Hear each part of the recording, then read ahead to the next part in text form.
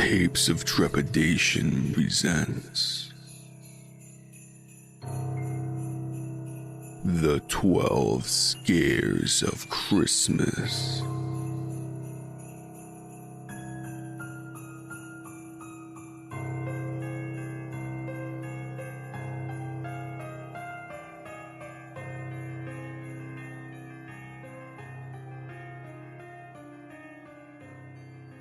Day 5.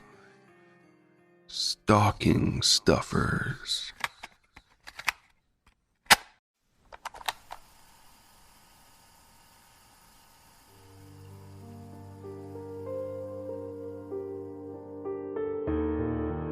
The thing about Christmas is that you have to choose very carefully what you want and never regret it. My family wasn't poor, but couldn't be called wealthy. So most of the Christmas ornaments and decorations we had were improvised. We had a pine tree made out of empty beer cans, a snowman made out of paper plates, and the star was a flower. What can I say? I worked with what I had.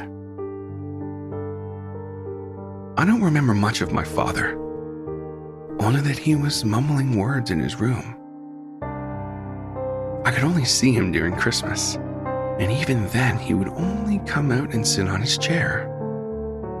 I never saw him eat anything. My mother had a lot of experience knitting. She used to knit all day long, but she never did the usual stuff like gloves, socks, or scarves. She only made a long pile of nothing in particular, with no colors in particular. I don't know why she had so much wool, but she never ever talked. That's why the time she gifted me with a pair of stockings was like a miracle. I also can't remember seeing her eating anything. The stockings were my favorite thing out of everything I had. A combination of red and white. So wonderful. So unreal. I was proud of them. And they were proud of me. Every Christmas Eve in the morning, the stockings were full of the most delicious candy I have ever tasted. I wish I had someone to share them with. But I couldn't. I'm an only child. And my mom had better things to knit with a single word not said to me or anybody. And my dad would be in his chair. No words either. What can I say? I was feeling alone.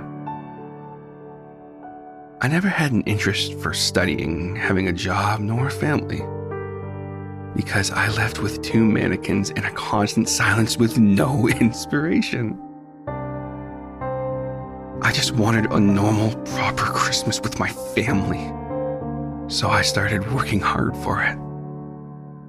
I said I never had an interest in getting a job, but I did have one. And with the little money I had, I began collecting little things for the occasion. I began by buying a proper tree. Then I bought some proper lights to dress it. And then I bought some red paint. I bought some fancy candies. Lots and lots and lots and lots of candies. And not just any kind, but my favorite kind. The day arrived with such great joy. I started decorating the house. It took me a long, long time. But patience awards. And on the 24th of the month, I saw my work. The tree was in the perfect spot. None of the lights were misbehaving. The presents were like from an advertisement. But there was something missing. The stockings. But my old stupid wool socks would look stupid in this perfect home. I turned around and smiled at my parents. "Would you two mind helping me?" No response. "You both look so pale and thin." They were indeed pale. A paper white pale. And so fragile. But I wasn't going to stop there. I grabbed the red paint and carefully gave them a better look. No joke, I was truly careful.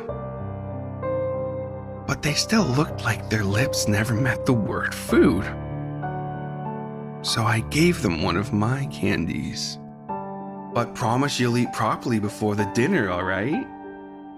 It was Sunday, December 25th. I was resting from all the hard work. I was so proud. The sight of my parents hanging over the chimney was an experience. So red and loaded with candy, I giggled just a little bit. "I love you both. You know that, right?" "We love you too," they answered. Silly me. I forgot that the stuffers wouldn't let them talk.